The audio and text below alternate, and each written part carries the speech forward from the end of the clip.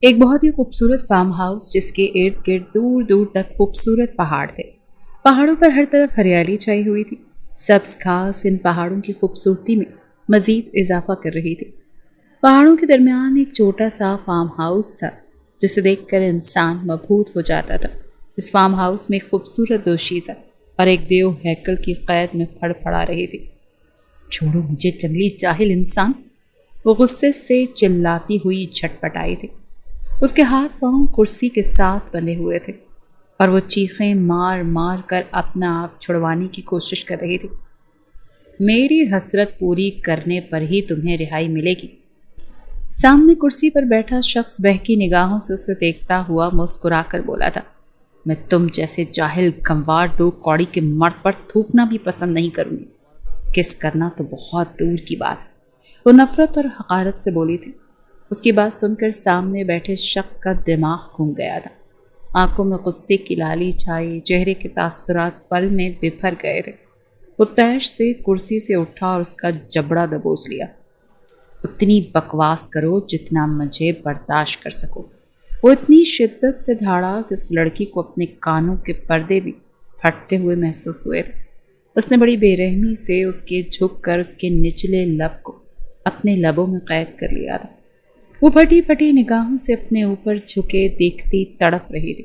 اس کی سانسوں کی ڈوری ٹوٹتی محسوس کر کے وہ اس سے الگ ہوا اور قہر بار نگاہوں سے اسے دیکھا تو، اگر تم یوں ہی مجھ سے ضد لگانے بیٹھ گئی تو تمہارے وجود کو کاٹ کاٹ کر نیلا کر دوں گا۔ وہ اس کے نچلے لب کو بڑی بے درد سے انگوٹھے سے رگڑتا ہوا بولا تھا۔ وہ شدت سے روتی ہوئی اسے دیکھنے لگی تھی۔ وہ شخص اپنے لبوں پر انگلی پھیرتا واپس کرسی پر بیٹھ گیا تھا۔ کیا خیال ہے، میری بات مانو گی یا میں دوسرا طریقہ اپناؤں؟ وہ کاندھے سے کالر جھٹکتا ہوا کرسی کی پشت سے ٹیک لگا چکا تھا۔ میں تمہاری ایک گھٹیا خواہش کبھی پوری نہیں کروں گی۔ ایک بار مجھے یہاں سے نکلنے دو، تم پر تو میں کڈنیپنگ کا کیس کروں گی۔ وہ روتے ہوئے بے بسی سے چلائی تھی۔ تو مطلب تم میری بات نہیں مانو گے؟ وہ سر اس بات میں ہلاتا کرسی سے اٹھا تھا۔ وہ شخص کمرے میں بنے وارڈروب کی جانب بڑھا اور اسے کھول کر ایک سرخ رنگ کا بہت ہی خوبصورت باکس نکالا تھا۔ کرسی پر بندھی لڑکی روتی اسے دیکھ رہی تھی۔ وہ شخص واپس کرسی پر آ کر بیٹھا اور باکس کھولا تھا۔ اس کے اندر سے برآمد ہونے والی مخلوق کو دیکھ کر اس دوشیزہ کی آنکھیں پھیل گئی تھیں۔ اس شخص نے ہاتھ باکس کے اندر ڈالا اور اس میں دو بڑے بڑے زہریلے بچھو نکالے اور اسے ہتھیلی پر چڑھ گئے تھے۔ وہ بچھو کی طرف دیکھتا گہرا مسکرایا تھا۔ بچھو اس کی ہتھیلی سے ہوتے آہستہ آہستہ اس کے بازو پر چڑھتے کاندھوں پر آ گئے تھے۔ سامنے بیٹھی اپسرا کے ہوش اڑ گئے تھے۔ زبان تالو سے چپک گئی تھی۔ چہرے کی رنگت لٹھے کی مانند سفید پڑ چکی تھی۔ میرے بچے ہیں یہ، اس کو دیکھتا پیار سے بچھوؤں پر ہاتھ پھیرتا مسکرا کر بولا تھا۔ چلو بچوں، اپنی ہونے والی ماما کے پاس جاؤ، تھوڑا سا پیار اسے بھی دو۔ اس سے مسکراتے ہوئے دونوں بچھو پکڑے تھے۔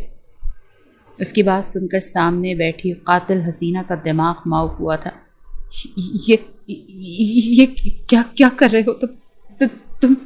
وہ بے یقینی اور خوف سے پھٹی پھٹی نظروں کے ساتھ بچھوؤں کو دیکھتی بمشکل بول پائی تھی۔ مجھے تو پیار کرنے نہیں دے رہی، اب یہی تم سے پیار کریں گے۔ اس کی گردن کے بال پیچھے کرتا وہاں پر بچھو رکھ چکا تھا۔ وہ بے یقینی اور خوف سے تھر تھر کانپنے لگی تھی۔ ہٹاؤ ان کو، وہ اپنی گردن پر اس کا لمس محسوس کرتی خوف سے لرزتی ہوئی بولی تھی۔ نہ میری جان، یہ تمہارے فیوچر میں ہونے والے بچے ہیں، تو ان سے ڈرنے کے بجائے ان سے پیار کرو۔ اس کی آنکھوں میں خوف دیکھتا مسکراتے ہوئے بولا تھا۔ تمہاری یہ جو ہر بات پر ضد کرنے کی عادت ہے نا، وہ اسی طرح سے توڑوں گا۔ اس کی آنکھیں سرخی مائل ہو رہی تھی۔ پلیز ان کو ہٹاؤ ورنہ یہ مجھے کاٹ لیں گے۔ وہ اپنی گردن سے نیچے کی طرف انہیں رینگتا محسوس کر کے روتی ہوئی خوف سے چلائی تھی۔ جب تک تم میری بات نہیں مانو گی، یہ تم پر اپنی محبتوں کی شدتیں نچھاور کرتے رہیں گے۔ وہ اٹل بھاری لہجے میں بولا تھا۔ میں تمہاری ہر بات مانوں گی، پلیز انہیں ہٹاؤ۔ وہ شدت گریہ سے روتی ہوئی گڑ گڑائی تھی۔ میں کیسے مان لوں کہ تم میری ہر بات مانو گی؟ وہ بڑی بے نیازی سے کاندھے اچکاتا ہوا بولا تھا۔ قسم لے لو، جو کہو کہ مانوں گی، بس ان کو مجھ سے دور کرو۔ وہ اس کی شرٹ کے اندر گھستے اس کی رعنائیوں پر رینگ رہے تھے۔ بچوؤں کو اس کی رعنائیوں پر رینگتا محسوس کر کے اس نے بلند و بانگ قہقہا لگایا تھا، اف لڑکے، کتنی جلد باز ہو تم، وہ بیچارے ابھی تو تمہاری رعنائیوں کا ٹھیک سے دیدار بھی نہیں کر پائے اور تم ان کو خود سے دور کرنا چاہتی ہو۔ بہت ظالم ہو یار۔ وہ افسوس اور ناراضگی سے بولتا کرسی سے اٹھا اور آگے ہو کر اس پر جھکتے اس کی شرٹ کے اندر ہاتھ ڈالا۔ اس کے ہاتھ کا لمس اپنے نازک وجود پر محسوس کر کے وہ پھٹی پھٹی آنکھوں سے اسے دیکھتی اپنی سانس تک روک گئی تھی۔ اس شخص نے اس کی آنکھوں میں دیکھتے ہوئے دائیں آنکھ ونک کی اور چھوٹے سے ہاتھ سے چھوٹی سی شرارت کرتے ہوئے باہر نکالے تھے۔ بچھوؤں کو خود سے دور کرتے ہوئے دیکھ وہ شدت سے رو پڑی تھی۔ اس نے دونوں بچھو بیڈ پر کھلے چھوڑے اور جھک کر کرسی کی پشت سے اس کے بندھے ہاتھ کھولے تھے۔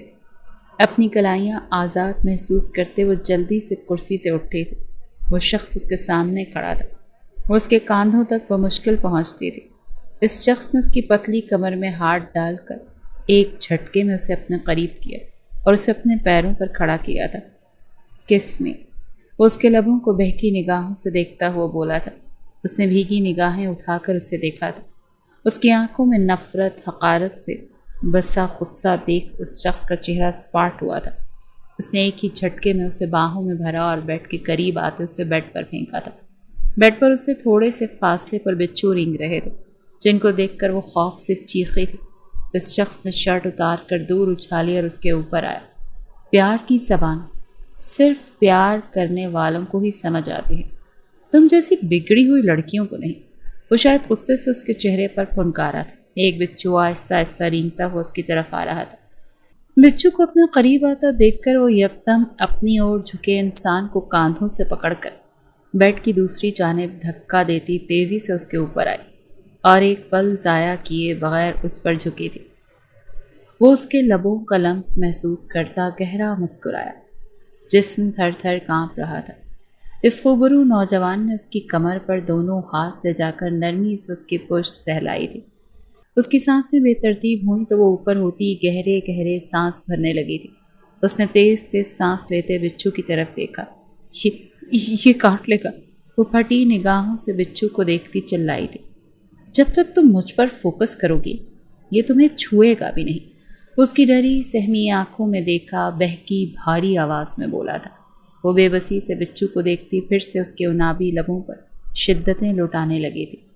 اس کی اڑی ہوائیاں دیکھ وہ شخص گہرا مسکرایا تھا۔ سہمی نگاہوں سے بچو کو دیکھتی اس کے سینے میں سر چھپائے وہ پھوٹ پھوٹ کر رونے لگی تھی۔ اس شخص نے ایک نظر بچو کو دیکھا اور مسکراتے ہوئے اسے لبوں سے فلائنگ کس کی۔ میری جان، صرف اتنا سا تو کام تھا، خواہ مخواہ میرا میٹر شارٹ کر رہی تھی۔ وہ اس کے کان کی لو کو اپنے لبوں سے گیلا کرتا گمبھیر آواز میں بولا تھا۔ اور پھر فور گاڈ سیک ماما، جب میں نے ایک بار کہہ دیا کہ میں وہاں نہیں جاؤں گی تو پھر آپ بار بار ایک ہی بات کیوں کر رہی ہیں؟ امل آفندی شدید غصے سے اپنے بال مٹھیوں میں جکڑے چلائی تھی۔ امل، تم کیوں میری کوئی بات نہیں مانتی؟ یہ مت بھولو کہ اسی گاؤں میں تم پیدا ہوئی ہو۔ 11 سال کی تھیں تم جب ہم یہاں شفٹ ہوئے تھے۔ عائزہ بیگم نے اسے بازو سے پکڑ کر بے انتہا غصے میں کہا۔ تو کیا اب میں ساری زندگی اس بات کو لے کر ضائع کر دوں کہ میں اس گندگی میں پیدا ہوئی تھی اور اب مجھے پھر سے وہاں جا کر کسی گنوار مرد کے کھونٹے سے لٹکا دیا جائے گا؟ وہ انتہائی بدتمیزی سے پیش آ رہی تھی۔ کس بیوقوف نے کہا کہ تم سے کہ ہم وہاں جا کر تمہاری شادی کر دیں گے؟ عائزہ بیگم اپنا سر پیٹ کر رہ گئی تھی۔ تو کیا ایسا نہیں ہے؟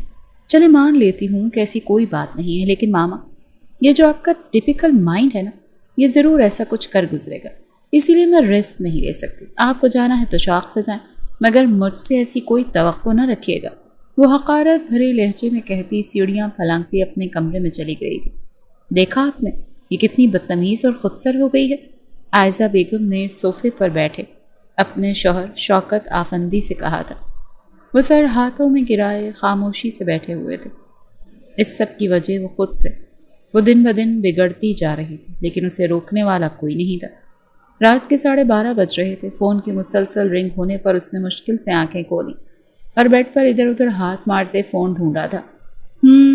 نیند میں ہی اس نے فون کان سے لگاتے ہوئے دوسری طرف موجود انسان کو مخاطب کیا تھا۔ तुम्हारे घर के गेट पर खड़ा हूँ, जल्दी से रेडी होकर बाहर आओ, दूसरी तरफ से कहा गया था। अमल की नींद तो भग से उड़ गई थी। उसने आंखें खोली और कंबल दूर उछालते हुए जल्दी से उठती विंडो के करीब आई। गेट के बाहर अली बाइक पर बैठा हुआ था। उसे देखकर अमल के चेहरे पर खूबसूरत सी मुस्कान आई थी। ऊपर देखो, वो बालों को कांधे पर पीछे की तरफ झटकती मुस्कुरा कर बोली थी। अली ने फ़ोन कान से लगाए सर उठाकर ऊपर देखा था। बस 5 मिनट दो, मैं जल्दी से चेंज करके आई, अमल ने मुस्कुराते हुए कहा था। Okay, just 5 minute. उसे बावर करवाता कॉल कट कर चुका था। अमल ने ब्लैक कलर में सिल्क की वल्गर नाइटी पहनी हुई थी, जिसका अगला पिछला गला इंतहाई डीप था और इसकी रानाइयाँ पूरी आबोताब से चमकती सामने वाले को पागल कर रही थी। इतने दूर होने के बावजूद भी अली की नज़र उसके गहरे गले पर ही थी। अमल जल्दी से कपड़े लेकर वॉशरूम में गई और चेंज करके फ्रेश होती बाहर आई थी। उसने रेड टॉप के साथ ब्लू जीन्स पहनी थी। बालों को ब्रश करते कांधों पर खुला छोड़ा और पिंक कलर का लिप ग्लॉस उठाकर लबों पर लगाया था। वो तेज़ी से सीढ़ियाँ उतरती लाउंज के दाखिली दरवाजे की जानिब बढ़ रही थी। कहाँ जा रही हो? आयशा बेगम की रोकदार आवाज़ पूरे लाउंज में गूंजी थी। अमल ने रुककर गहरा सांस लिया और मुड़कर उन्हें देखा था। अब क्या आप मेरे बाहर आने जाने पर भी पाबंदी लगाएंगी? उसने तड़क कर सवाल किया था। तुम्हें जहाँ जाना है जाओ, लेकिन मेरी बात कान खोल कर सुन लो। हम कल सुबह गांव जा रहे हैं और तुम्हें भी हमारे साथ चलना होगा। उन्होंने बात को मज़ीद बढ़ाने के बजाय सीधा सीधा कहा था।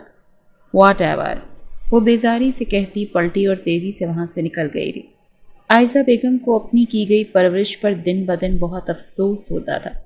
वो अफसोस से सर नफ़ी में हिलाती कमरे में चली गई थी। अमल गेट से बाहर निकली और भागकर बाइक पर बैठे अली के गले से लग गई थी। अली ने बड़ी बेबाकी से उसकी कमर पर हाथ फेरते हुए उसे खुद में भींचा था। चलें, अमल ने उससे अलग होते हुए पूछा था। बहुत हॉट हो यार, किसी होटल रूम में बुक करवाएं? वो बेलगाम घोड़े की तरह उसकी रानाइयों पर नजरें गाड़े बोला था। थोड़ा सब्र करो, सब्र का फल बहुत मीठा होता है। वो बिना उसकी बात का बुरा मनाए बोली थी और उसकी वजह ये थी कि वो दोनों अक्सर औकात ऐसी बेहुदा बातें करते रहते थे। उफ, लगता है मैं ऐसे ही प्यासा मर जाऊंगा, उसकी कमर पर उंगली ट्रेस करता हुआ बोला था। अमल ने मुस्कुराते हुए सर नफ़ी में हिलाया और अपनी कमर से उसका हाथ हटा दी। बाइक पर उसके पीछे दोनों तरफ टांगें फैलाए बैठी थी। साथ ही उसने अली की पीठ पर अपने दोनों हाथ बांध दिए थे। उसके बैठने की देर थी कि अली जन से बाइक भगा कर ले गया था। वो दोनों क्लब आए और खूब इंजॉय किया था। हर तरफ हराम मशरूब की बदबू फैली हुई थी। अमल ने आज तक इस काम में अपनी लिमिट क्रॉस नहीं की थी। वो दोनों क्लब में एक तरफ रखे सोफे पर बैठे हुए थे। कुछ लड़कियां बहुत बुरी हालत में लड़खड़ाती इधर से उधर गिर रही थी और कुछ हराम कामों को पूरे शौक से सरअंजाम दे रही थी। अमल ऐसी जगह की आदी हो चुकी थी, इसीलिए सामने होती बेहूदगी उसके लिए मायने ही नहीं रखती थी। अली सोफे की पुश्त पर बाजू फैलाए बैठा हुआ था और अमल उसके साथ चिपकी उसके सीने पर सर रख कर बैठी हुई थी। अली को बताने लगी कि मामा चाहती हैं कि मैं उनके साथ गांव चलूं। अमल ने बहुत आहिस्तगी से बताया। व्हाट? लेकिन क्यों? उसकी बात सुनकर अली शॉक्ड हुआ था। बाबा के मिडिल क्लास भाई की बेटी की शादी है और उन्होंने बाबा को स्पेशली मुझे अपने साथ लाने का कहा है। उसने हकारत से कहा था। अम्मू, तुम जानती हो ना मैं एक पल भी तुम्हारे बगैर नहीं रह सकता। आई नो जान, बट क्या करूं, मामा ने जान अजाब कर डाली है। वो इंतहाई गुस्से से बोली थी। नो वे अम्मू, मैं कैसे रहूंगा तुम्हारे बिना? तुम अभी घर जाओ और उन्हें साफ साफ लफ्ज़ों में कहो कि तुम उनके साथ नहीं जाओगे। वो उसका हाथ पकड़कर सोफे से उठता हुआ बोला था। रिलैक्स यार, क्या हो गया है? मैं तुम्हारे कहने से पहले ही उन्हें बता चुकी हूँ कि मैं उनके साथ किसी सूरत नहीं जाऊंगी। वो उसे वापस सोफे पर बिठाती हुई बोली थी। थैंक गॉड, मेरी तो जान ही निकल गई थी। उसके पास बैठा और उसे बाजुओं के हल्के में ले लिया था। पिछले 3 साल से वो दोनों एक दूसरे से मोहब्बत के दावेदार थे। अली ने बहुत सी कोशिशें की अमल को जिस्मानी तौर पर इस्तेमाल करने की, लेकिन कभी ऐसा हो न सका था। अमल उसकी मोहब्बत में इतनी अंधी हो चुकी थी कि उसे अपने माँ बाप भी झूठे लगते थे। 5 बजे के करीब अमल घर आई थी और आते ही सो गई थी। शौकत अफंदी पूरी रात सो नहीं सके थे। जब औलाद बागी हो जाए तो माँ बाप की नींदें उड़ जाती हैं, और अगर वो औलाद बेटी हो तो नींद के साथ साथ सुकून और चैन सब बर्बाद हो जाता है। आयशा बेगम मुकम्मल तैयारी के साथ कमरे से निकली। शौकत आफंदी तैयार होकर लाउंज में सोफे पर बैठे हुए थे। आयशा बेगम को आता देखकर वो उठे और अमल के रूम का दरवाज़ा धड़ धड़ बजाना शुरू कर दिया। अमल ने मुंदी मुंदी आंखें खोलकर दरवाजे की तरफ देखा और चिढ़कर तकिया सर पर रख लिया। शौकत अफंदी बिना रुके दरवाज़ा पीटे जा रहे थे। कौन है? वो तकिया फर्श पर फेंकती चिल्लाई थी। शौकत अफंदी ने जवाब देने के बजाय और ज़ोर से दरवाज़ा पीटा था। अमल ने दांत कचकचा कर दरवाजे की तरफ देखा और कंबल दूर फेंकती हुई उठी थी। What the hell! वो तैश से चिल्लाती हुई दरवाज़ा खोलकर बाहर निकली थी। सामने शौकत अफंदी को खड़ा देख उसने जुमला अधूरा छोड़ दिया था। रात को तुम्हारी मामा ने तुम्हें बताया था ना कि हम सुबह गांव के लिए निकलेंगे? उन्होंने रोबदार भारी आवाज़ में पूछा था। यस डैड, उसने सर झुकाए बहुत आराम से जवाब दिया था। तो फिर तुम अभी तक रेडी क्यों नहीं हुई?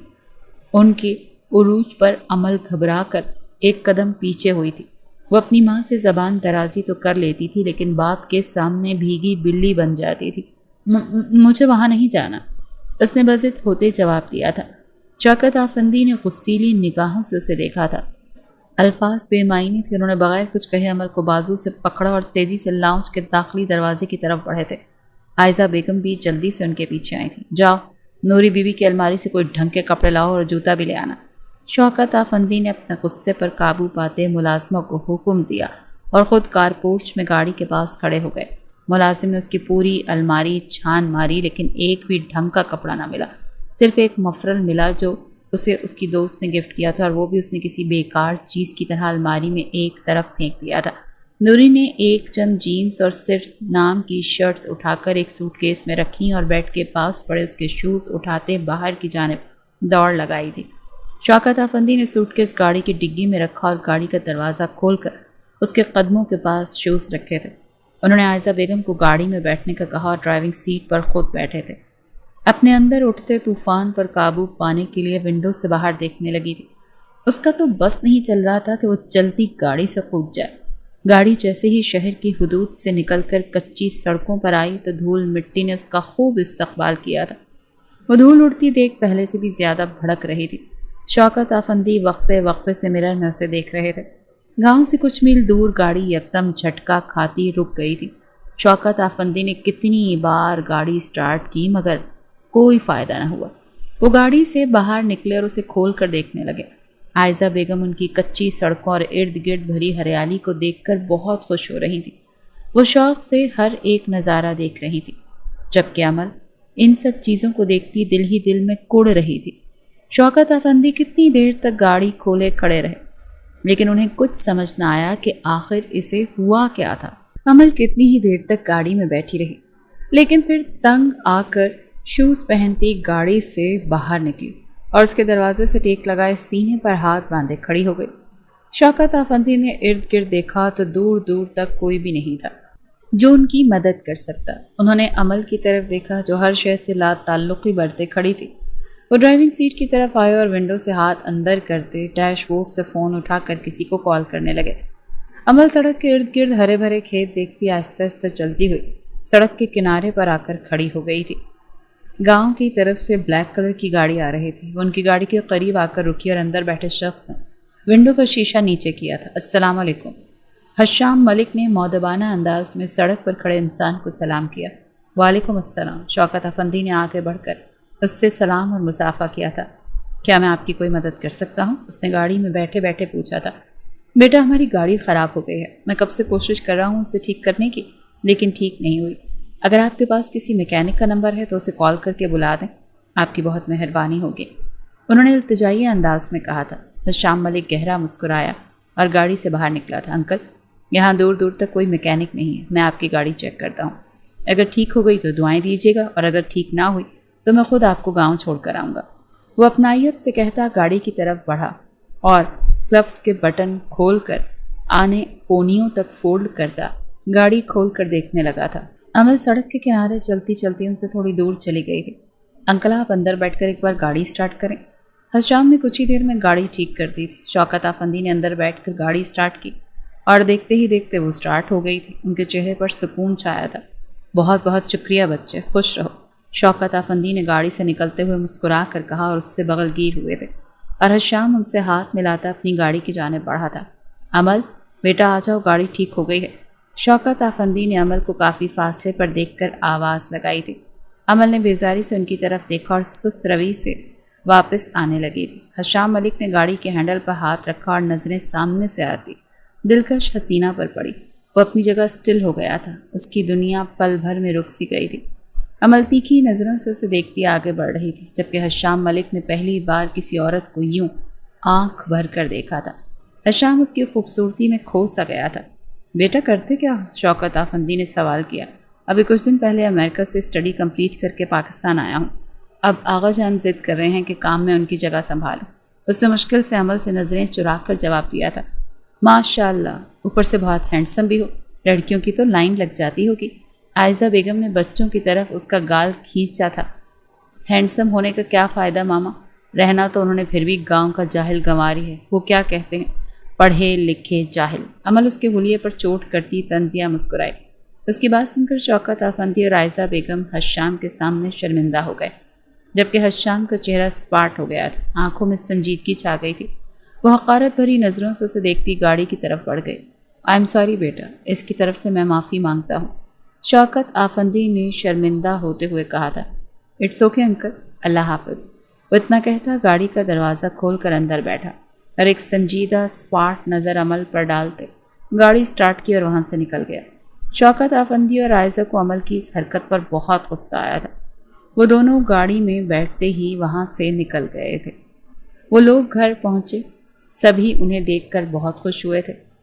ہر کوئی ان سے دیوانہ وار مل رہا تھا، جبکہ عمل نہ کسی سے خود مل رہی تھی، نہ کسی کو اپنے قریب آنے دے رہی تھی۔ عجیب سی وحشت ہو رہی تھی اسے یہاں پر۔ وہ ماما سے کہتی مشکل سے جان چھڑا کر ایک کمرے میں آئی، جو کمرہ کم اور کباڑ خانہ زیادہ لگ رہا تھا۔ عمل کا حلیہ اور اس کا ایٹیٹیوڈ دیکھ کر کوئی بھی اس سے اتنا گھل مل نہیں رہا تھا۔ اس نے بیڈ پر آئرن ہوتے کپڑے اٹھا کر نیچے فرش پر پٹخے اور درام سے منہ کے بل گری تھی۔ بیڈ کی چادر سے آتی عجیب سی اسمیل اس کے ناک سے ٹکرائی تو وہ جلدی سے سیدھی ہوئی۔ اگلے ہی پل وہ شدید غصے سے اٹھی اور کمرے سے باہر نکل گئی۔ ماما، مجھے سیپریٹ روم چاہیے۔ وہ انتہائی بدتمیزی سے مخاطب ہوئی تھی۔ عائزہ بیگم جو اپنی نندوں اور دیورانی کے پاس بیٹھی ہوئی تھی، انہوں نے گھور کر عمل کو دیکھا تھا۔ عمل ان کی آنکھوں کا مطلب سمجھتی تڑک کر واپس کمرے میں چلی گئی تھی۔ شام کو مہندی تھی اور پورے گھر میں 4 کمرے تھے جو مہمانوں سے بھرے پڑے تھے۔ ایسے میں اسے الگ کمرہ کہاں سے دیتے؟ وہ کمرے میں آئی، فرش پر پڑے کپڑوں کو زوردار ٹھوکر ماری اور بیڈ پر بیٹھ کر رونے لگی تھی۔ آپ ہی چائے پی لیں۔ کمرے میں اس کی چچا کی بیٹی چائے لے کر آئی تھی۔ میرے سر پر مارو اسے اور دفع ہو جائے یہاں سے، وہ دبی دبی آواز میں پھنکاری تھی۔ سدرا کا دل سہم گیا تھا، وہ تو تیزی سے وہاں سے نکل گئی تھی۔ عمل بیڈ پر پیچھے کی جانب سے لیٹتی روتے روتے سو گئی تھی۔ وہ گہری نیند میں تھی جب کمرے میں ہوتی خسر خسر کی آوازوں پر اس کی آنکھ کھلی تھی۔ پورا کمرہ لڑکیوں سے بھرا پڑا تھا جو ایک دوسرے کو تیار کر رہی تھی۔ سدرا ان سب کو عمل کا برا رویہ بتا چکی تھی، اسی لیے سب بھیگی بلیاں بنی ہوئی تھیں، اور اس کی وجہ یہ تھی کہ عمل ایک امیر باپ کی بیٹی تھی۔ عمل نے کمرے میں لگے جھرمٹ کو اکٹھا دیکھا تو اکتا گئی اور اٹھ کر کمرے میں اپنا سوٹ کیس ڈھونڈا۔ ایک طرف کونے میں پڑا سوٹ کیس دیکھ وہ اٹھی اور اسے اٹھا کر بیڈ پر رکھتے کھولا۔ عمل نے بلیک سلیو لیس اوپن شرٹ اور بلو جینز اٹھائی اور کمرے میں بنے چھوٹے سے واش روم میں چلی گئی۔ واش روم کی حالت دیکھ کر ہی اسے کراہیت آئی تھی۔ وہ بغیر شاور لیے چینج کر کے باہر آئی تو اس انگریزن کو دیکھ کر سب لڑکیوں کے منہ کھلے کے کھلے رہ گئے۔ وہ سب کو ایک سخت نگاہ سے دیکھتی سارے کپڑے واپس سوٹ کیس میں ٹھونس کر کمرے سے باہر نکل گئی تھی۔ اس کا موبائل گھر پر ہی رہ گیا تھا۔ اسے سمجھ نہیں آ رہا تھا کہ وہ علی سے رابطہ کیسے کرے۔ یہاں پر وہ کسی کو اتنا خاص جانتی نہیں تھی، اسی لیے سوچ میں پڑی ہوئی تھی۔ مہندی کے ساتھ ہی اس کی کزن کا نکاح تھا اور اس دوران وہ علی سے رابطہ کر کے یہاں سے نکلنے کا پلان بنا رہی تھی۔ وہ عائزہ بیگم کو ڈھونڈتی ہوئی ایک کمرے کے سامنے سے گزری، لیکن اندر سے آتی آوازوں نے اس کے قدم جکڑ لیے تھے۔ بھائی صاحب، میری عمل ہمیشہ سے آپ کی بیٹی تھی، آپ چاہیں تو آج ہی اس کا نکاح حسن سے کروا دیں، ہمیں کوئی اعتراض نہیں۔ شوکت آفندی نے بڑے مان سے اپنے بڑے بھائی کی بات کا بھرم رکھا، جس پر وہ خوشی سے پھول اٹھے تھے۔ عائزہ بیگم اور ان کی جیٹھانی بھی خوشی سے ایک دوسرے کے گلے لگی تھی۔ چلو پھر، نیک کام میں دیری کیسی؟ عائشہ کے ساتھ ساتھ عمل اور حسن کا نکاح بھی کر دیتے ہیں، انہوں نے خوش اخلاقی سے کہا تھا۔ عمل کو لگا کہ کسی نے اس کے وجود سے روح ہی کھینچ لی۔ وہ لڑکھڑا کر 2 قدم پیچھے ہوئی تھی۔ نو، اس نے سر نفی میں ہلاتے دیوار کا سہارا لیا۔ میں ابھی مٹھائی لے کر آتی ہوں۔ عمل کی تائی امی نصرت بیگم خوشی سے اٹھی۔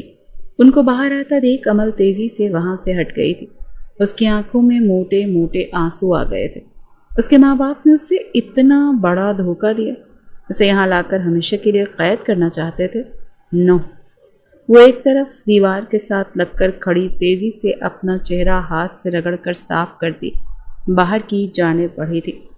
کسی نے بھی اس پر توجہ نہیں دی تھی، سب اپنے اپنے کاموں میں مصروف ہو گئے تھے۔ وہ گھر سے نکلی اور کچی سڑک پر تیز تیز قدم اٹھانے لگی تھی۔ آنکھوں سے موتی نکل کر رخسار پر گر رہے تھے۔ اسے جس چیز کا ڈر تھا اس کے ماں باپ نے وہی کیا تھا۔ دماغ سن ہو چکا تھا، سوچنے سمجھنے کی صلاحیت ختم ہو گئی تھی۔ کچھ فاصلے پر ایک ڈیرا تھا اور ڈیرے کے دروازے پر 2 جرمن شیفرڈ کتے کھڑے تھے۔ جنجان شخص کو دیکھتے ہی بھونکنا شروع ہو گئے تھے۔ عمل چلتی ہوئی ان کے بہت قریب پہنچ گئی تھی۔ یکدم کتوں کے بھونکنے پر وہ ہڑ بڑا کر ہوش کی دنیا میں لوٹی تھی۔ کتے اسے دیکھ کر بھونکتے جا رہے تھے، ایک نے تو باقاعدہ زنجیر ہی توڑ دی تھی۔ عمل کے ہوش اڑ گئے تھے۔ کتے کو رہا ہوتے دیکھ وہ تیزی سے پیچھے کی طرف بھاگی تھی۔ کتا اس کے پیچھے لگ چکا تھا۔ عمل کا پاؤں پتھر پر آیا اور وہ منہ کے بل سڑک کے درمیان گرتی گھوم کر سڑک کے کنارے آئی اور ساتھ والے کھیت میں گر گئی۔ کتا اسی کی طرف آ رہا تھا۔ وہ اپنے زخموں کی پرواہ کیے بغیر اٹھی اور پانی سے بھرے کھیت میں بھاگنے لگی تھی۔ دور سے سڑک پر گاڑی آتی دیکھ وہ سڑک کی طرف بھاگی اور عین اسی وقت کتے نے اس کے اوپر چھلانگ لگائی تھی۔ آہ! عمل کی زوردار چیخ گونجی تھی۔ حشام نے سامنے کا منظر دیکھتے گاڑی کی سپیڈ بڑھائی اور پل بھر میں ان کے سر پر پہنچا تھا۔ وہ تیزی سے گاڑی کا دروازہ کھول کر باہر نکلا۔ جیک! حشام نے کتے کو آواز دی۔ کتا اپنے مالک کو دیکھا بغیر عمل کو نقصان پہنچائے دور ہو گیا تھا۔ عمل کتے کو خود سے دور جاتے دیکھ اٹھی اور بھاگ کر حشام کے سینے سے لگی تھی۔ ہیڈ لائٹس کی روشنی میں حشام اس نازک وجود کو اپنے ساتھ لپٹا دیکھ کر دنگ رہ گیا تھا۔ عمل تو زاروں قطار روئی جا رہی تھی، پہلے ہی بدن سے چپکے ہوئے تھے اور اب تو بھیگ کر اس کے وجود کی اچھی خاصی نمائش کر رہے تھے۔ حشام نے نرمی سے اسے کاندھوں سے پکڑ کر خود سے الگ کیا اور گاڑی سے پانی کی بوتل نکال کر اسے دی، جو عمل غٹا غٹ پی گئی تھی۔ آپ ٹھیک ہیں؟ اس نے فکر مندی سے تھر تھر کانپتی حسینہ سے پوچھا تھا۔ عمل نے روتے ہوئے سر اسبات میں ہلایا تھا۔ میڈم، یہ شہر نہیں ہے، گاؤں ہے، اور آئندہ خیال رکھیے گا، اس نے سنجیدگی سے کہا تھا۔ اگر وہ وقت پر نہ آتا تو آج اس کا پالتو اس کی پہلی اور آخری محبت کا قیمہ بنا دیتا۔ عمل نے بھیگی نگاہیں اٹھا کر اسے دیکھا تھا۔ آپ مجھے شہر چھوڑ دیں گے؟ اس نے بمشکل پوچھا تھا۔ اس وقت؟ حشام حیران ہوا تھا۔ جی، ابھی اسی وقت، وہ تیزی سے بولی تھی۔ آپ گاڑی میں بیٹھیں، ابھی میں آپ کو گاؤں ہی چھوڑ کر آؤں گا، لیکن کل صبح میں آپ کو ضرور شہر چھوڑ آؤں گا، اس نے اسے یقین دلاتے ہوئے کہا تھا۔ مجھے ابھی جانا ہے شہر، ورنہ میرے بابا اپنے جاہل بھتیجے سے میرا نکاح کر دیں گے، وہ اٹکتی نفرت سے بولی تھی۔ اس کی بات سن کر حشام کا پارا ہائی ہو گیا تھا۔ وہ اپنے نکاح سے بھاگ کر آئی تھی، یہ بات اس کے لیے خوش کن ثابت ہوئی تھی، لیکن وہ مرد اپنی عزت غیرت پر سودے نہیں کرتے تھے۔ حشام نے آگے بڑھ کر اسے کلائی سے جکڑا اور گاڑی کا دروازہ کھول کر اندر دھکا دیا۔ وہ خود دوسری طرف آ کر بیٹھا اور گاڑی سٹارٹ کی تھی۔ کہاں لے کر جا رہے ہو تم مجھے؟ وہ صدمے کی کیفیت میں چلائی تھی۔ حشام اندھا دھند گاڑی بھگاتے ہوئے جا رہا تھا اور عمل کا رو رو کر برا حال تھا۔ وہ کان بند کیے ڈرائیو کر رہا تھا۔ اسلام آباد میں بنے فارم ہاؤس پر وہ اسے لے کر آیا اور اسے گاڑی سے نکالتے گھسیٹ کر اندر لے گیا تھا۔ عمل روتی چلاتی اپنا آپ چھڑوانے کی کوشش کر رہی تھی۔ اس نے عمل کو ایک کمرے میں بند کیا اور اپنے دوست کو کال کر کے قاضی اور گواہان کو لانے کا کہا۔ کچھ دیر بعد وہاں پر سبھی موجود تھے۔ وہ کمرے میں آیا۔ عمل نے خون خوار نگاہوں سے اسے دیکھا۔ میری قاتل حسینہ، یہ رونا دھونا چھوڑو اور باہر آؤ، ہمارا نکاح ہے، اس کے آنسو صاف کرتا محبت سے بولا تھا۔ Shut up, just shut up, تم نے سوچ بھی کیسے لیا کہ میں تم جیسے جاہل انسان سے شادی کروں گی؟ وہ ہذیانی انداز میں چیخی تھی۔ زبان کو لگام دو ورنہ بوٹی بوٹی کر کے اسی کتے کو ڈال دوں گا جس سے بچا کر لایا ہوں۔ وہ اسے بالوں سے جکڑ کر چلایا تھا۔ خوف کے مارے عمل کا سانس رک گیا تھا۔ تمہارے پاس 2 آپشن ہیں، یا مجھ سے ابھی اسی وقت نکاح کرو یا واپس تایا کے بیٹے کے پاس چلی جاؤ۔ خیر ہونا تو تم نے میرا ہی ہے، کیونکہ پہلی نظر میں مجھے بھا جو چکی ہے۔ اس کی آنکھوں میں آنکھیں ڈال کر بولا تھا۔ عمل کے وجود پر لرزہ طاری ہوا تھا۔ تم مجھے بلیک میل نہیں کر سکتے، میرے بابا تمہیں جان سے مار ڈالیں گے۔ وہ اپنے خوف پر قابو پاتی چلائی تھی۔ حشام کے لبوں پر مسکراہٹ آئی۔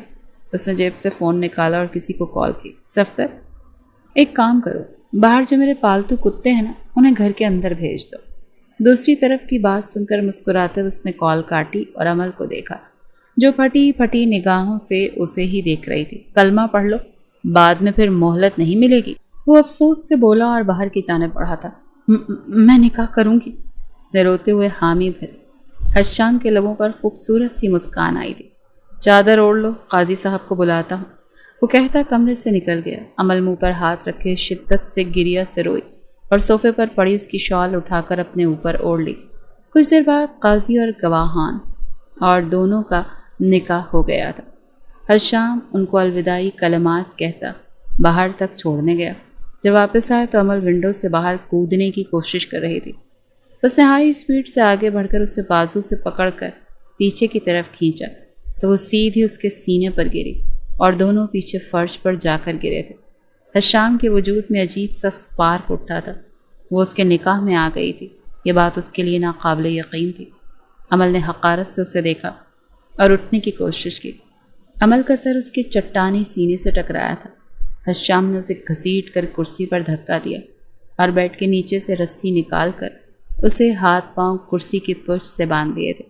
وہ تو جانتی بھی نہیں تھی کہ گاؤں کا شہزادہ اس کی بے عزتی پر اس قدر سنجیدہ ہو کر اس سے نکاح ہی کر بیٹھے گا۔ چھوڑو مجھے چکلی جاہل انسان، وہ غصے سے چلاتی ہوئی جھٹ پٹائی تھی۔ اس کے ہاتھ پاؤں کرسی کے ساتھ بندھے ہوئے تھے اور وہ چیخیں مار مار کر اپنا آپ چھڑوانے کی کوشش کر رہی تھی۔ میری حسرت پوری کرنے پر ہی تمہیں رہائی ملے گی، حشام بہکی نگاہوں سے اسے دیکھتا ہوا مسکرا کر بولا تھا اور ساتھ ہی بچھو بھی نکال کر اس بیچاری کا حال بے حال کر چکا تھا۔ وہیں دوسری جانب آدھی رات گزر چکی تھی۔ سب عمل کو ڈھونڈ ڈھونڈ کر پاگل ہو گئے تھے۔ شوکت آفندی اور عائزہ بیگم کسی سے بھی نظریں ملانے کے قابل نہیں رہے تھے۔ ان کی بیٹی اپنے نکاح سے ہی بھاگ گئی تھی۔ سبھی رشتہ دار، آس پڑوس کے لوگ چہمگوئیاں کر رہے تھے۔ شوکت آفندی کا دل کر رہا تھا کہ پنکھے سے لٹک کر جان دے دے۔ ان کی بیٹی نے انہیں کہیں منہ دکھانے کے قابل نہیں چھوڑا تھا۔ وہ پاگلوں کی طرح گاؤں کی ایک ایک گلی میں اسے ڈھونڈتے پھر رہے تھے۔ صبح کے 6:30 بجے حشام اسے لے کر واپس گاؤں پہنچا اور اسے گھر کے قریب اتارا تھا۔ عمل جیسے ہی گھر میں داخل ہوئی، اسے دیکھ کر سب کی آنکھیں پھٹ گئی تھیں۔ عائزہ بیگم ایک طرف کرسی پر بیٹھی ہوئی تھی۔ عمل کو دیکھ کر وہ اٹھی۔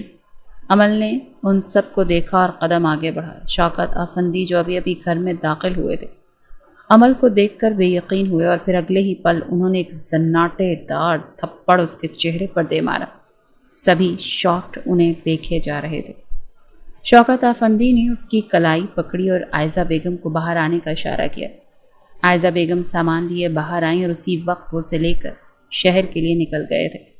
گھر پہنچ کر عائزہ بیگم اور شوکت آفندی نے اس کی بہت بے عزتی کی، لیکن وہ چپ چاپ سنتی رہی۔ اس نے ایک لفظ بھی زبان سے نہ پھوٹا۔ وہ کمرے میں آئی اور دروازہ بند کر کے خوب روئی۔ اس پر گزری قیامت وہ کسی کو بتا بھی نہیں سکتی تھی۔ دن گزرتے گئے۔ شوکت اور عائزہ نے اس سے لا تعلقی برت لی۔ وہ ہر وقت اپنے کمرے میں بند رہتی تھی، نہ کسی سے بات کرتی تھی، نہ ہی کسی سے ملتی تھی۔ شام کا وقت تھا، وہ کمفرٹر میں منہ چھپائے ہچکیوں سے رو رہی تھی کہ علی کی کالز پر کالز آ رہی تھی۔ اس نے آنسو صاف کیے اور فون اٹھا کر کان سے لگایا۔ تھینک گاڈ تم نے کال تو اٹھائی، وہ خدا کا شکرانہ کرتا ہوا بولا تھا۔ علی مجھے تم سے ابھی ملنا ہے، عمل نے رندھی ہوئی آواز میں کہا تھا۔ میں ابھی آتا ہوں تمہیں لینے، وہ اس سے بات کرتا بائک کی چابی لیتا تیزی سے گھر سے نکلا تھا۔ عمل نے فون رکھا اور اٹھ کر شاور لینے چلی گئی۔ اس نے سمپل سی ڈھیلی ڈھالی گرے اوپن شرٹ اور ساتھ میں ٹراؤزر پہنا، بالوں کی پونی بنائی اور شوز پہن کر اس کا انتظار کرنے لگی۔ علی نے گیٹ پر رک کر ہارن بجایا اور وہ ہارن کی آواز سنتے ہی کمرے سے نکل گئی۔ وہ دونوں ایک ریسٹورانٹ میں آئے اور سب سے الگ تھلگ ٹیبل پر بیٹھ گئے۔ عمل کیا بات، پریشان ہو؟ علی نے اس کا ہاتھ اپنے ہاتھوں میں لیتے ہوئے پوچھا تھا۔ مجھے جو تمہیں کچھ بتانا ہے علی، اس نے جھکے سر کے ساتھ کہا۔ ہاں ہاں بتاؤ، میں سن رہا ہوں، علی نے اپنائیت سے کہا۔ عمل نے گہرا سانس لیا اور آہستہ آہستہ ایک ایک بات اسے بتا دی۔ علی تو شاکڈ اسے دیکھے جا رہا تھا۔ تم نے اس سے نکاح کر لیا تھا؟ اس نے بے یقین اور صدمے کی کیفیت میں حیرانگی سے پوچھا تھا۔ عمل بنا کچھ کہے سر جھکا گئی تھی اور اگلے ہی پل وہ چہرہ ہاتھوں میں چھپائے پھوٹ پھوٹ کر رونے لگی تھی۔ اب رونے سے کیا ہوگا عمل؟ جو کرنا تھا وہ شخص کر چکا۔ وہ دانت کچ کچا کر بولا تھا۔ میں تمہارے بغیر نہیں رہ سکتی علی، پلیز کچھ کرو، مجھے اس انسان کے پاس واپس نہیں جانا۔ وہ اس کے ہاتھ پکڑتی گڑ گڑائی تھی۔ اچھا اب رو نہیں، میں کچھ کرتا ہوں، اور یہ مت سمجھنا کہ میں تمہیں چھوڑ دوں گا۔ محبت ہو تم میری، تمہارے بغیر میری زندگی ادھوری ہے۔ اس کے دونوں ہاتھ اپنے لبوں سے لگاتا مسکرا کر بولا تھا۔ علی کی بات عمل کو بہت حوصلہ مل گیا تھا۔ تم بیٹھو، میں تمہارے لیے کولڈ ڈرنک لے کر آتا ہوں۔ وہ اٹھ کر چلا گیا تھا۔ اتنے دنوں بعد کسی سے بات کر کے عمل کو لگ رہا تھا کہ اس کے دل کا بوجھ ہلکا ہو گیا ہے۔ کچھ دیر بعد علی واپس آیا تو اس کے ہاتھ میں 2 کولڈ ڈرنکس تھیں۔ اس نے ایک عمل کو دی اور دوسری خود پینے لگا۔ عمل کولڈ ڈرنک ختم کی اور مسکرا کر علی کو دیکھا۔ اتنے میں اسے عجیب سا محسوس ہوا۔ ایسا لگ رہا تھا جس سے سر پر بہت زیادہ بوجھ پڑ گیا ہو۔ علی، علی میرا سر۔ وہ سر کو دونوں ہاتھوں میں جکڑتی ہوئی بولی تھی۔ عمل، کیا ہوا؟ علی جلدی سے اٹھ کر اس کے قریب ہوا تھا۔ میرا سر بہت بھاری ہو رہا ہے، پلیز مجھے گھر ڈراپ کر دو، عمل نے بمشکل کہا اور اس کا ہاتھ تھام کر اٹھ کھڑی ہوئی۔ علی نے اپنے دوست کو اشارہ کیا۔ اس نے گاڑی کی چابی اس کی طرف اچھالتے ہوئے ایک آنکھ ماری اور زوردار قہقہ لگایا تھا۔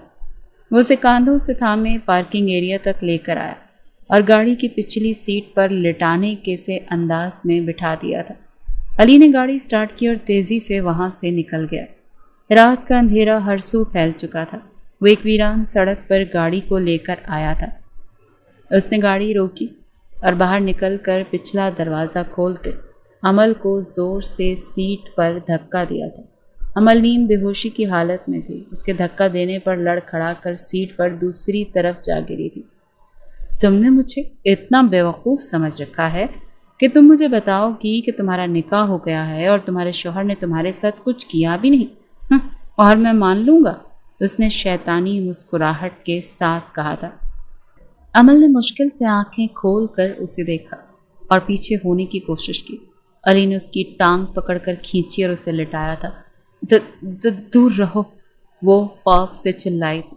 ابھی پتہ چل جائے گا تمہارے شوہر نے تمہیں چھوا ہے یا تم صرف میرے ساتھ شادی کرنے کے لیے ڈرامے کر رہی ہے۔ وہ شرٹ کے بٹن کھولتا اس کے اوپر آیا تھا۔ اس نے عمل کی دونوں کلائیاں پکڑ کر سر کے اوپر لاک کی اور اس کے لبوں پر جھکنا چاہا تھا۔ عمل زور زور سے سر نفی میں ہلا رہی تھی۔ Don't touch me. اس کے بازو میں اتنی طاقت نہیں تھی کہ وہ اپنا آپ اس سے چھڑوا سکتی۔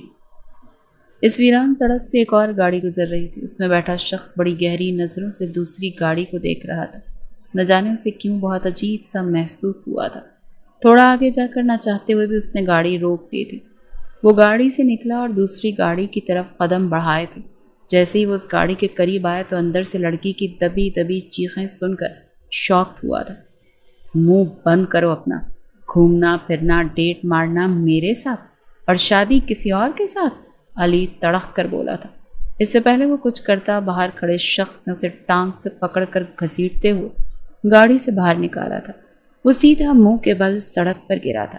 حشام ملک نے اس کی کمر پر لاتوں کی برسات کر دی تھی۔ علی اچانک حملہ ہونے پر سنبھل نہ پایا۔ منہ سڑک پر اتنی زور سے لگا کہ ناک اور منہ سے خون بہنا شروع ہو چکا تھا۔ دماغ مکمل طور پر گھوم چکا تھا۔ حشام نے اسے بازو سے پکڑ کر سیدھا کیا اور پے در پے اس کے منہ پر پاؤں سے ٹھوکریں ماری تھی۔ وہ بلبلاتا وہ ہوش و حواس کھو چکا تھا۔ حشام نے اس کے سینے پر پوری قوت سے اپنا بھاری بوٹ مارے اور خود پر قابو پانے کے لیے اپنے بالوں میں ہاتھ پھیرا۔ اس کا تو بس نہیں چل رہا تھا کہ اس حیوان کو موت کے گھاٹ اتار دے۔ اس نے آگے بڑھ کر گاڑی میں جھکتے گاڑی کے اندرونی لائٹ روشن کی اور باہر نکل کر پچھلی سیٹ پر لیٹی لڑکی کو باہر نکالنے کے لیے اندر جھکا۔ جیسے ہی اس کی نظریں اس لڑکی کے چہرے پر پڑی، हशाम मलिक के सर पर तो सातों आसमान टूट कर गिरे थे। आंखों में वहशत टपक आई थी। उसे यकीन नहीं आ रहा था कि सामने जो लड़की है वो कोई और नहीं, उसकी बीवी, उसकी इज्जत है। उसने तैश से बाहर निकलकर जैकेट से पिस्टल निकाली और उसकी सारी गोलियां अली के सीने में उतार दी थी। तड़ तड़ तड़ गोलियों की आवाज़ पर अमल सर दोनों हाथों में जकड़ती उठ कर बैठी थी। हशाम ने खून छलकाती निगाहों से उसे देखा और एक झटके से उसे बाहर घसीट कर बाहों में उठाते गाड़ी की तरफ बढ़ा था। वो इसीलिए सीधा अपने गांव वाली हवेली में आया था। घर की खवातीन लाउंज में बैठी खुश गप्पियों में मसरूफ़ थी जब हशाम मलिक इस हवेली का वारिस एक परी को बाहों में उठाए अंदर दाखिल हुआ था। जैसे जैसे खवातीन की नज़र उन पर पड़ी, सभी सदमे की कैफियत में उन्हें देखने लगे। हशाम मलिक का रोब और दबदबा पूरी हवेली की औरतों पर था। कोई भी औरत उसके सामने नहीं बोलती थी। वो एक नज़र सबको देखता अमल को बाहों में उठाए कमरे में चला गया था। अमल उसके गले में बाहें डाले, आंखें बंद किए, धीमा धीमा मुस्कुरा रही थी। हशाम ने उसे बेड पर लिटाते कंबल दिया और कमरे से बाहर निकल गया।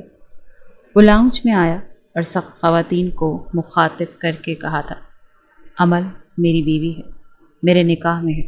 इसको इस घर में वही इज्जत और मान दिया जाएगा जो मुझे दिया जाता है। अगर किसी को इस बात पर कोई एतराज़ हो तो वो मुझसे अभी बात कर सकता है। उसने हमेशा की तरह दो टोक अंदाज में बात की थी। हर बार की तरह किसी ने भी उसे कुछ न कहा। वो कुछ देर सबको देखता रहा, फिर कमरे में चला गया था। वो फ्रेश होकर बेड पर आया, अमल की तरफ देखा जो उसकी तरफ चेहरा किए सुकून से सो रही थी। हशाम का चेहरा स्पाट हुआ था। आंखों के सामने कुछ देर पहले वाला मंजर लहराया था। वो उसकी तरफ से करवट बदलता सोने की कोशिश करने लगा था। सुबह अमल की आंख खुली तो सर अभी तक चकरा रहा था। उसने करवट बदलते आंखें खोली। बेड की दूसरी जानिब सोए इंसान को देखकर उसकी आंखें फटी की फटी रह गई थी। वो जल्दी से उठकर बैठी। दिल में खौफ पैदा हुआ था। वो यहाँ कैसे आई थी? हशाम को देखते हुए उसने अपने सर पर बोझ डाला और आहिस्ता आहिस्ता उसे सब कुछ याद आने लगा था। यकदम उस पर लर्जा तारी हो गया था। सांस सीने में अटकने लगी थी। अली उसके साथ इतनी घटिया हरकत कर सकता है? ये सोच सोच कर वो मुंह पर हाथ रखे घुट घुट कर रोने लगी थी। दबी दबी सिसकियों पर हशाम की आंख खुली। उसने सर उठाकर अमल की तरफ देखा। उसके देखने पर अमल का बदन कांप गया था। हशाम की सुर्ख आंखें उसे अजीब सी वहशत में मुब्तला कर रही थी। हशाम खामोशी से उठा और वॉशरूम में चला गया। वो शावर लेकर तैयार होता कमरे से चला गया और अमल तकिए में मुंह छुपाए फूट फूट कर रोने लगी थी। जिस इंसान के लिए वो अपने माँ बाप से बगावत कर रही थी वो ऐसा निकलेगा, उसने कभी सोचा भी नहीं था। वो रो रही थी कि दरवाजे पर दस्तक हुई और एक खूबसूरत सी लड़की नाश्ते की ट्रे लिए कमरे में दाखिल हुई। अस्सलाम वालेकुम भाभी, जल्दी से फ़्रेश होकर नाश्ता कर लें। अम्मा ने कहा है आज आपका हवेली में पहला दिन है तो हो सकता है आप बाहर ना आएँ, इसीलिए आपके खाने पीने का पूरा ख्याल रखा जाए। हशाम की छोटी बहन नूर ने मुस्कुराते हुए कहा और नाश्ता टेबल पर रखती बाहर निकल गई। फिर मुलाजमा आई और उसे खूबसूरत सा जोड़ा पहनने के लिए देकर गई थी। वो हैरान हो रही थी। उसकी नज़र में गांव के लोग तो बहुत नीच कमी कमीन होते हैं, लेकिन यहाँ तो ऐसा कुछ ना था। इतना इखलाक तो आज तक किसी में ना पाया था उसने। वो पूरा दिन कमरे में बंद रही। उसे समझ नहीं आ रहा था बाहर जाए तो कैसे। शाम के वक्त हशाम वापस आया। अमल को सुर्ख रंग के रेशमी जोड़े में देखकर वो कुछ पल के लिए मबहूत हो गया था। कुछ अर्सा पहले उसने ख्वाहिश की थी कि उसे यूं मशरक़ी लिबास में मिले, लेकिन आज जब वो उसे उसकी पसंद के मुताबिक मिली थी तो उसका अपना दिल उससे बदगुमान हो गया था। हशाम उसे नज़रअंदाज करता कपड़े लेकर वॉशरूम में चला गया और शावर लेकर बाहर आया। नूर ने दरवाजे पर दस्तक दी और कमरे में दाखिल हुई। खाना लग गया है, वो मुस्कुरा कर इतना कहती चली गई थी। अमल फ़ौरन उठ खड़ी हुई। हशाम ने बालों में ब्रश करते उसे देखा था। हमारी हैसियत को लेकर जितना जहर उगलना हो मेरे सामने इस चार दीवारी में उगल लेना। अगर मेरी माँ या बहनों के सामने कुछ बोला تو مجھ سے برا اور کوئی نہیں ہوگا۔ وہ اسے وارن کرتا کمرے سے نکلا۔ عمل اپنے آنسو پیتی اس کے پیچھے پیچھے نکلی تھی۔ حشام سب کو سلام کرتا کھانے کی میز پر بیٹھا اور عمل نے ہچکچاتے ہوئے سب کو سلام کیا۔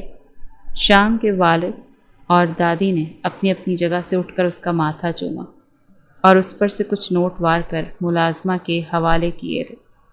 عمل کی آنکھوں سے نمی چلک پڑی۔ حشام نے، بہن نور اور فضا نے اسے گلے سے لگایا اور کرسی پر بٹھایا۔ اس نے سب کے ساتھ مل کر کھانا کھایا اور اٹھ کر کمرے میں آ گئی۔ حشام کمرے میں آیا۔ عمل نے بہت کوشش کی اس سے بات کرنے کی، لیکن وہ اسے نظر انداز کرتا سو گیا تھا۔ عمل بنا آواز کے روتی اس کے پہلو میں لیٹی سو گئی تھی۔ حشام کی روٹین بن چکی تھی۔ وہ کمرے میں آتے ہی سو جاتا تھا اور عمل پوری رات رو کر گزارتی تھی۔ آج اس نے پورا ارادہ کر لیا تھا کہ وہ اس سے بات کر کے چھوڑے گی۔ حشام آیا تو وہ صوفے سے اٹھ کھڑی ہوئی۔ وہ الماری کی طرف بڑھا۔ مجھے آپ سے بات کرنی ہے، عمل نے جلدی سے کہا۔ تمہیں لگتا ہے کہ ہمیں بات کرنی چاہیے؟ حشام نے حیرت سے پوچھا۔ آپ جیسا سمجھ رہے ہیں ویسا کچھ بھی نہیں ہے، میری بات کا یقین کریں۔ اس کے سامنے آتی گڑ گڑائی تھی۔ جو دیکھ چکا ہوں، اس کے بعد سوچنے سمجھنے کی صلاحیت ختم ہو گئی ہے۔ وہ تلخی سے بولا تھا۔ عمل اس کی بات سنتی پھوٹ پھوٹ کر روتی اس کے قدموں میں بیٹھ گئی تھی۔ پلیز ایک بار میری بات سن لیں، بس ایک بار، وہ روتی ہوئی فریاد کرنے لگی تھی۔ حشام خاموش ہو گیا تھا۔ عمل اسے بتانے لگی کہ وہ گاؤں کے لوگوں سے کتنی نفرت کرتی تھی۔ ان سے جان چھڑوانے کے لیے اس نے علی سے محبت کی، لیکن علی ایک نیچ انسان نکلا۔ مجھے معاف کر دیں، بس ایک بار مجھ سے بات کر لیں ورنہ میں مر جاؤں گی۔ وہ شدت سے رو رہی تھی۔ اس کی ایک ایک بات حشام ملک کے دل پر لگی تھی۔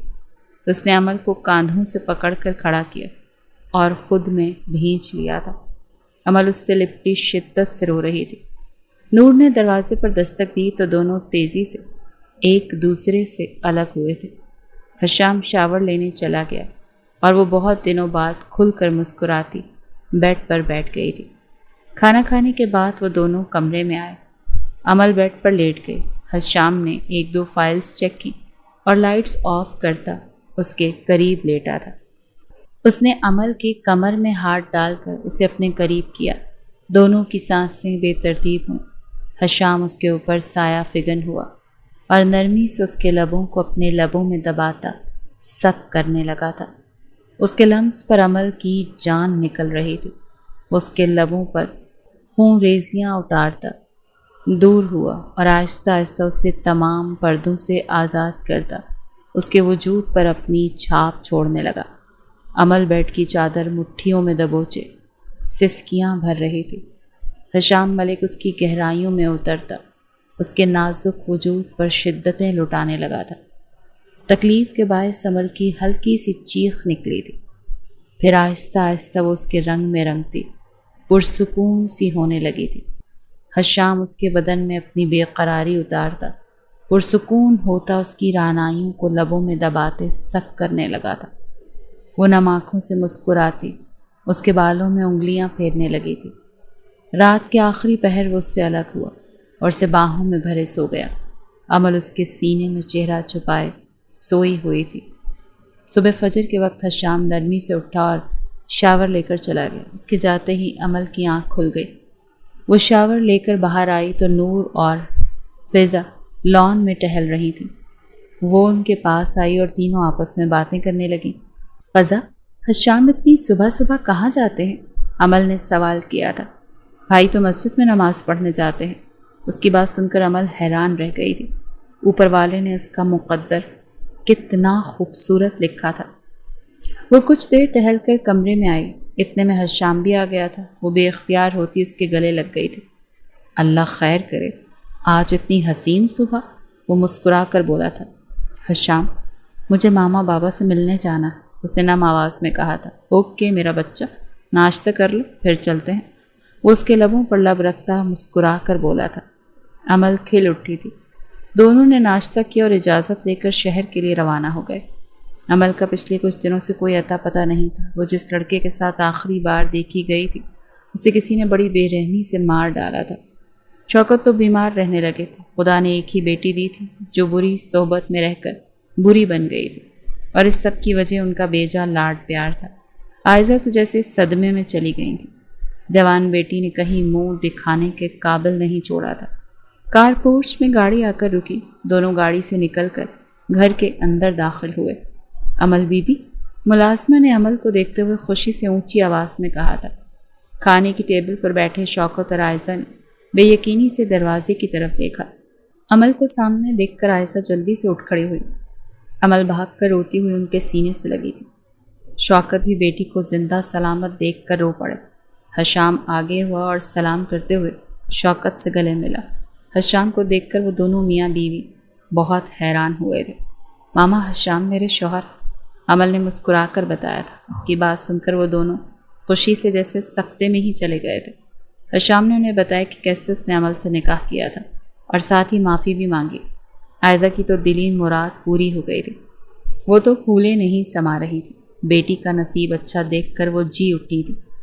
جب ماں باپ اپنی اولاد کو کچھ سمجھاتے ہیں تو اولاد کو چاہیے بحث کرنے کے بجائے اپنے ماں باپ کی بات مان لیں، کیونکہ ماں باپ اپنی اولاد کے لیے کبھی کوئی غلط فیصلہ نہیں کرتے۔